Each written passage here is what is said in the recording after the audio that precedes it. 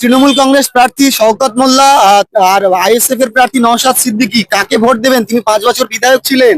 কি কাজ আমরা করেছে? আমরা আগে সিপিএম করতাম। আচ্ছা, আবার মমতা ব্যানার্জি যা উন্নয়নের কাজ করেছে, লক্ষ্মী ভান্ডার থেকে আরম্ভ করে বার্ধক্য ভাতা, বেকার ভাতা, স্কুলের উন্নয়ন, জামা কাপড় সব দিচ্ছে। সেই জন্য অনেকে দিয়েছিল। আমরা ফুরফুরা শরীফকে ভালোবাসি, আমরা ফুরফুরা ভক্ত আমরা, কিন্তু আমরা দিচ্ছি না কেন? 5 বছরে খুব ভালো কাজ করতে পারিনি তো বিধায়ক, যার জন্য শওকত মোল্লা রাস্তা, ট্রেন এইসব করছে।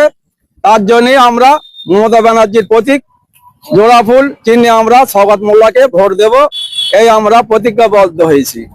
ঠিক আছে, 5 বছরে নওশাদ সিদ্দিকীকে দেখা গিয়েছে কতবার? দেখা গিয়েছে অনেকবার, আমার তো আর গোনা নেই, কিন্তু পিজ্জাদা আমরা সম্মান করি বা ভালোবাসি, কেন আমরা মুসলিম ধর্ম আমরা পালন করি, সেই হিসেবে আমরা বেশি হুজুরকে আমরা কিছু খারাপ বলতে পারবো না। ঠিক আছে, সেই হিসাবে আমরা উন্নয়ন দেখে টিএমসি আমরা করব। শওকত মোল্লা যাতে যেতে 50 থেকে 70 হাজার ভোটে, সেই চিন্তা ভাবনা আমাদের কর্মীদের মাথায় আছে।